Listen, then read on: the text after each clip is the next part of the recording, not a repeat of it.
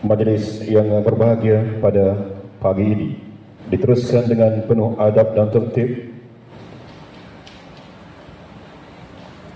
menyambut detik yang penuh bermakna dalam upacara penyatuan dua hati.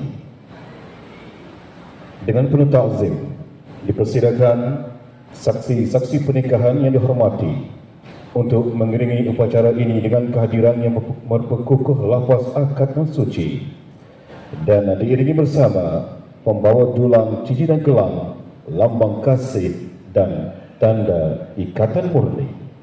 Majlis mempersilakan.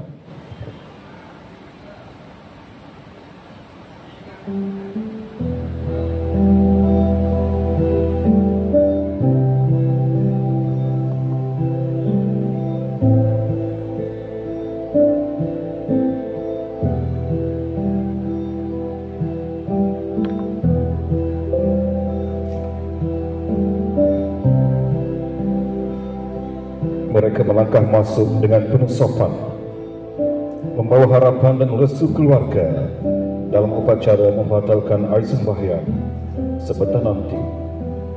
Ayo kita raikan ketibaan mereka dengan pandangan penuh hormat dan doa yang tulus ikhlas.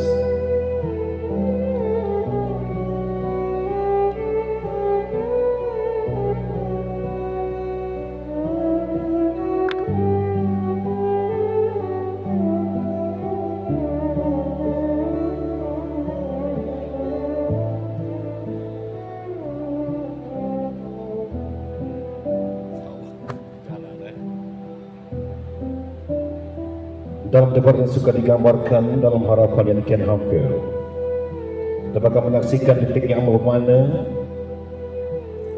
hadirnya seorang lelaki untuk memikul tanggungjawab sebagai suami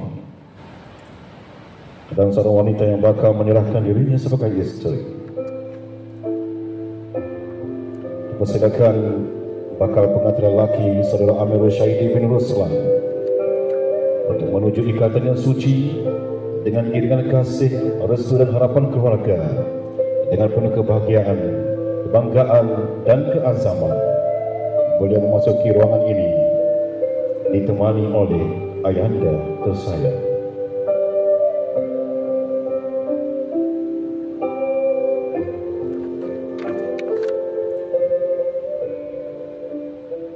Para hadirin yang dikasihi Allah Subhanahu wa taala sekalian, saat yang dinanti-nantikan kini tiba. Tibalah masanya untuk kita menyambut kehadiran bakal pengantin perempuan yang bakal melangkah masuk ke ruang ini dengan penuh anggun dan tertib. Dengan lafaz Bismillahirrahmanirrahim, kami menjemput bakal pengantin perempuan Nur Ain Fakirah binti Ubadillah untuk melangkah masuk diiringi oleh bonda tercinta. Marilah kita raikan perarakan ini dengan penuh kesyukuran dan penghormatan. Majlis mempersilakan.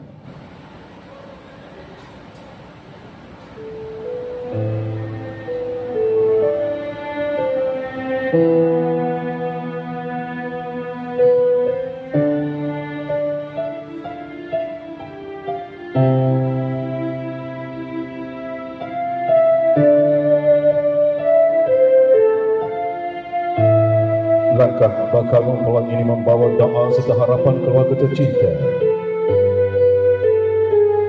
bersedia untuk disatukan dengan pasangan hidupnya dalam ikatan yang suci.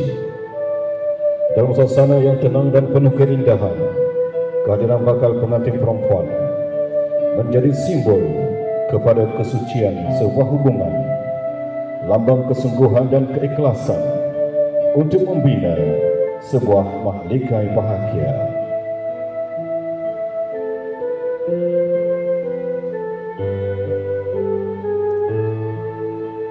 Semoga kehadiran beliau menjadi pembuka jalan kepada kehidupan berumah tangga yang dipenuhi kasih sayang, rahmat dan keberkatan.